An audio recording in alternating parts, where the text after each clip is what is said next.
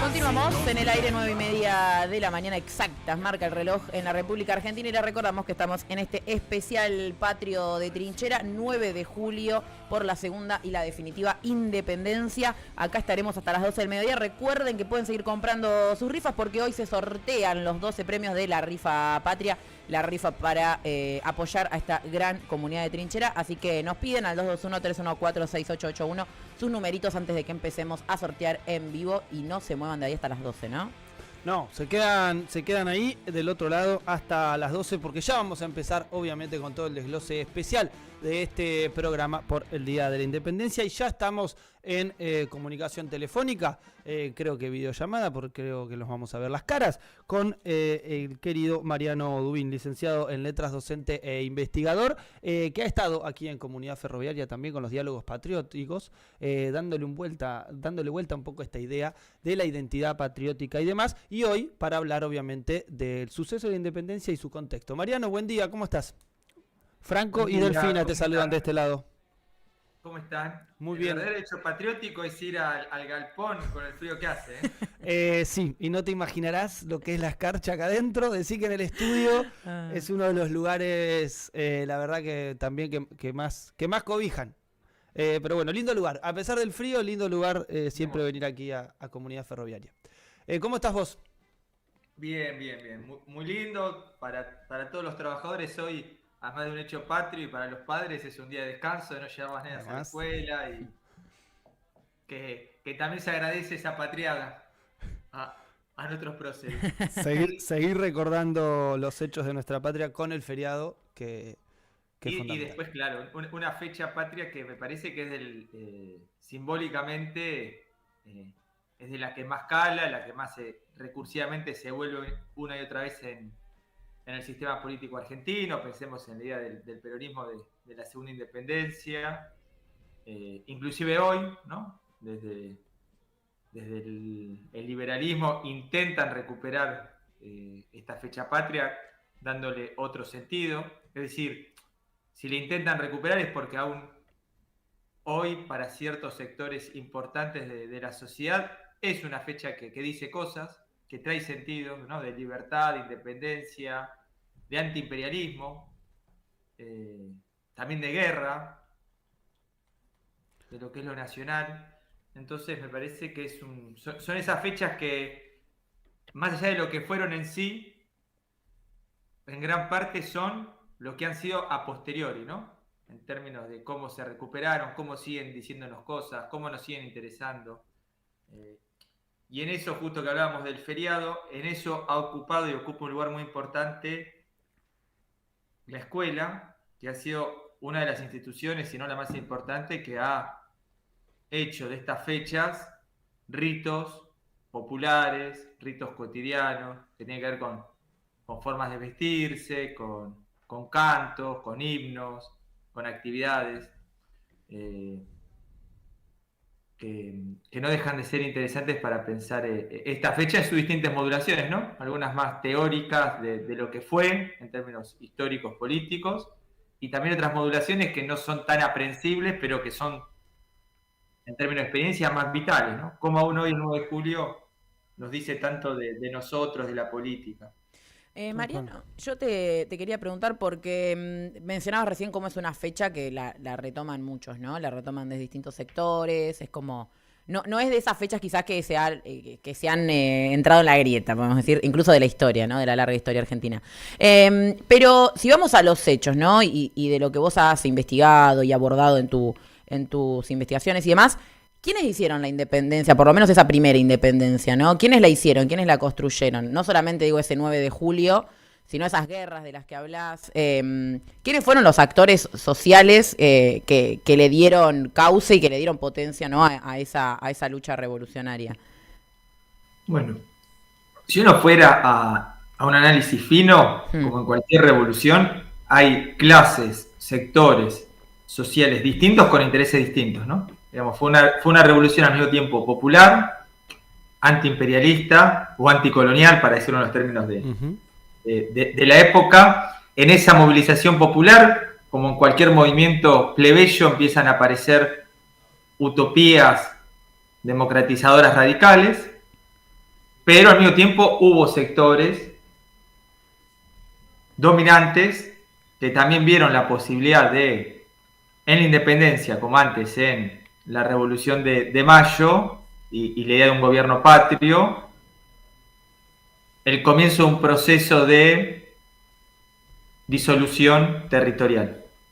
Sobre todo mercaderes ligados a la colonia británica, ¿bien? Que luego de los intentos de invadir militarmente lo que en su momento era el virreinato, entienden que esto es un proceso de larga duración de todo el siglo XIX, que más que un proceso de colonización clásico, hay un proceso mucho más efectivo que es de colonización comercial, ¿no? Claro. Lo cual no significa que en algunos territorios como el nuestro, eso aún hoy no se articule con procesos de colonización clásicos, ¿no? Como es Malvinas. Nosotros claro. A veces olvidamos que tenemos una parte de nuestro territorio que está ocupado militarmente, colonialmente, por el invasor. Entonces también esto es importante cuando uno habla de 1816 y nuestra independencia, no olvidar que aún hoy hay una parte de nuestro territorio ocupada por una colonia, una metrópolis colonial, ¿no? Como es Londres. Pero vuelvo a tu pregunta, para no irme, yo creo que ahí el centro son obviamente los indios, los gauchos, ¿bien? Y los negros, ¿no? Que eran tres sectores que tampoco eran tan claros, digamos, estoy utilizando un arquetipo porque había gauchos negros, ¿no? Uh-huh. El gaucho era medio indio también, pero bueno, digamos, para utilizar esos conceptos que casi escolares que nos representan figuras, son los sectores que están muy interesados en una revolución. Sobre todo porque ya desde el 25 de mayo de 1810, la clase política militar que toma las riendas de la revolución tiene un programa radical y de revolución integral.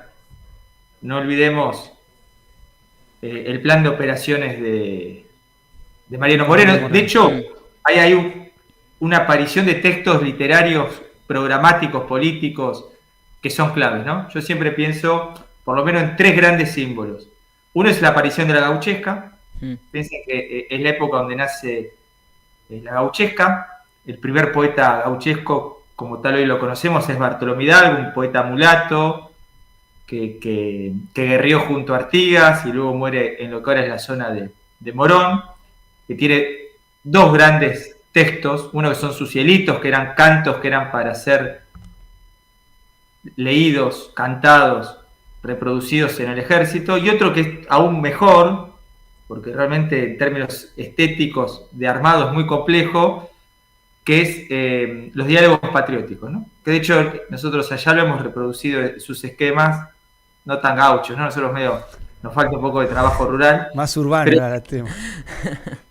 Pero que imagina, está muy bien la idea, porque en mitad de la revolución ya son textos más cerca de la década de 1820, imagina dos gauchos, Chano y Contreras, pensando los límites de la revolución. Y yo creo que ahí, a tu pregunta, está esta respuesta, a veces que aparece con mucha claridad, que no estuvo en la colonia, la voz, la reflexión de un sujeto popular. Uh-huh. Está bien, uno diría, bueno, Bartolomé Hidalgo era un escritor letrado, sí, desde ya siempre está mediatizado por uh-huh. un escritor. Un escritor letrado, que no olvidemos que era mulato, ¿bien? Que había sido soldado de Artigas y que murió en la pobreza, digamos. Tampoco un escritor letrado como luego van a ser la generación del 37 acá, ¿no? Claro. Eso por un lado. Luego tenemos para mí otro hito, que es lo que se llamó en su momento la marcha patriótica, ¿no? Que luego es nuestro himno. Que aún hoy lo cantamos y nos emocionamos, ¿no? Digamos, cualquier argentino que no tenga el pecho frío, canta el himno y se emociona. Eso es increíble. Uh-huh. Yo veo a los pibes de 6 años, uno dirá, bueno, es por el fútbol, está bien, pero uno escucha himnos de otros países y hay esa fibra. Sí. Y son o aburridos o tienen esta, incluso hasta una cuestión musical, ya no solo de la letra que obviamente hace referencia a toda esta lucha y de toda esta historia. Incluso también las propias partes cortadas del himno, que también hacen una referencia muy tajante a la... sobre todo a esta postura que vos planteabas anticolonial, decías antiimperialista, pero anticolonial para hablar de la época. Y algo que por lo menos a mí me pasa, porque hoy decíamos, no hay grieta en este hecho, que es verdad, pero sí hay una disputa constante. Y sí hay una disputa por...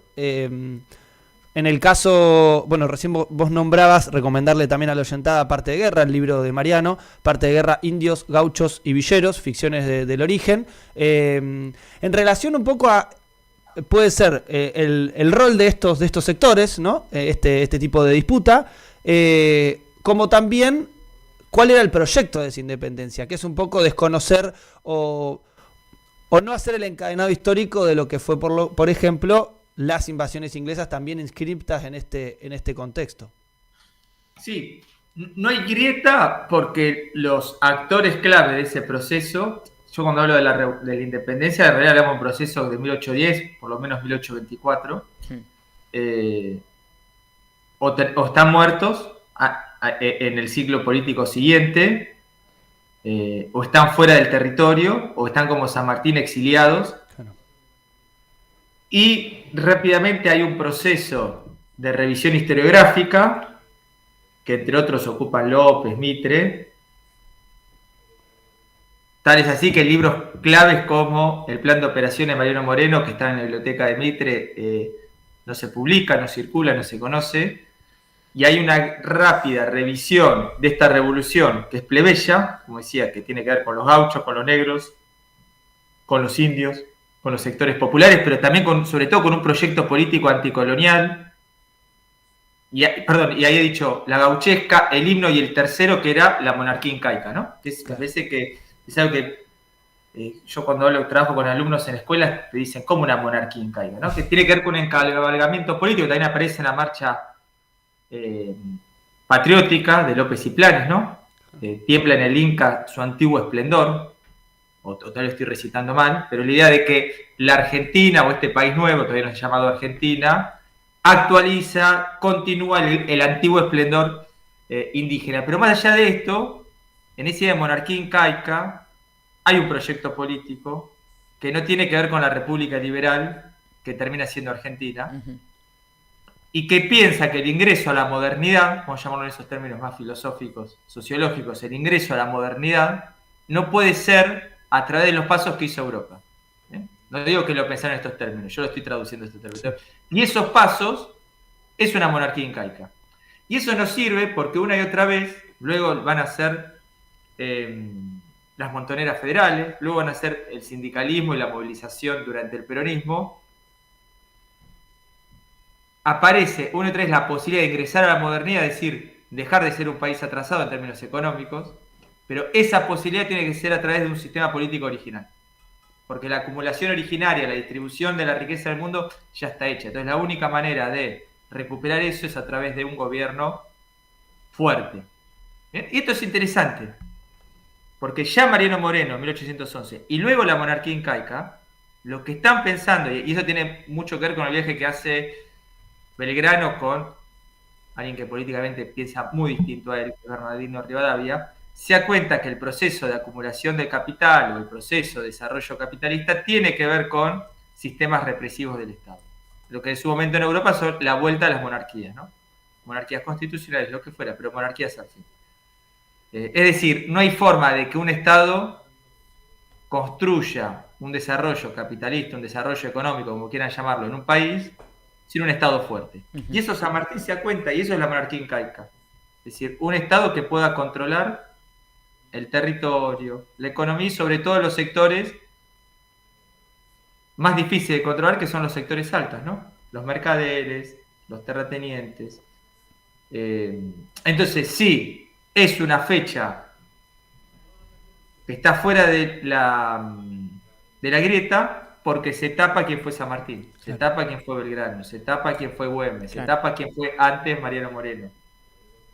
Y esta forma de tapar algún aspecto de la historia, ¿es lo que vos crees que vuelve en estos procesos populares de irrupción política también? En el caso de, por ejemplo, una guerra civil como la de Argentina, muy larga, o como se denomina los caudillos federales y el intento incluso de la organización política en clave federal, que es un poco este doble juego que también podríamos decir, bueno, hay una victoria federal, pero la conformación después de nuestro país termina siendo profundamente unitaria. Sí, y más aún hoy que en esa época. Perdón, te corro, Franco, a algo del presente, me parece que es importante. Sí, Piensen que la guerra civil del 19, que en un punto nace justamente por lo que no resuelve la independencia, se termina en algún tipo de empate cuando el roquismo federaliza la ciudad de Buenos Aires. Claro. ¿Bien? Es decir, la guerra más sangrienta de Argentina, que es la guerra por la Federación de Buenos Aires, es lo que la Constitución del 94 regresa. Y es lo que hace que la Argentina sea cada vez más desigual. ¿Por qué? Porque hoy una ciudad tiene la autonomía de una provincia. ¿Bien? Y esto es importante, lo mismo marco lo de Malvinas. Son problemas que no están en el pasado, están en el presente. Fíjense, una guerra civil que nace en el 19 se cierra de una manera que se vuelve a abrir en el 94, y no es casual, si uno piensa, que los últimos 3 presidentes de la Argentina hayan sido porteños, ¿no? Sí. Algo bastante inusual en la historia argentina. Piensen, Macri, Alberto Fernández, sí, y Javier Milei. Milei. Pero vuelvo a tu pregunta.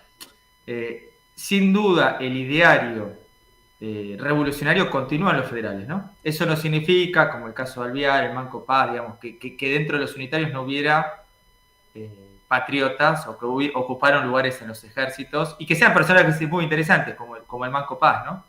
Que termina preso en Buenos Aires con Rosas.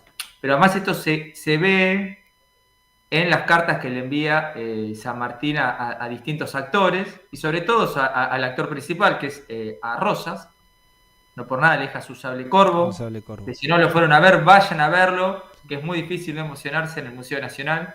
Está el sable corvo, está la pintura original de Gil, del pintor mulato peruano que le hace a San Martín. Bueno, y está el mate, hay un montón de cosas de San Martín que uno ve el San Martín, cómo se hacía su mate, su libretita para escribir. Es muy lindo, ¿no? La historiografía mitrista dirá un San Martín Gagá que le entrega el sable a Rosas y tratará de ensuciar sobre todo esta entrega patriota en una defensa antiimperialista, nuevamente, una defensa colonial de una identidad también patriótica con la cual defendió Rosas nuestra Argentina. Que ojo, San Martín tiene diferencias con el federalismo. Si bien él en este proceso político termina más cerca de los federales, y lo del sable corvo, digamos, no deja ninguna duda en ese contexto político que lado está. Porque San Martín, en ese sentido, piensa en un gobierno centralista, pero no unitario. O sea, con un centro que no sea Buenos Aires. Y eso es importante, porque sobre todo en este proceso político, la federalización, el proceso político actual, no el del siglo XIX, muestra la debilidad de un proyecto político. Yo creo que San Martín, Belgrano se dan cuenta que se necesita un Estado fuerte. No unitario, sino central. De hecho, ellos piensan esa centralidad, por eso la monarquía incaica, en el Cusco. Ellos pensaron inclusive como capital del territorio actual, el Cusco, en Perú, con un territorio mucho más grande, compuesto étnica y socialmente por otras clases y grupos. Digo, pues son debates actuales, ¿no? El federalismo sí, pero ¿qué tipo de federalismo? Claro. ¿No?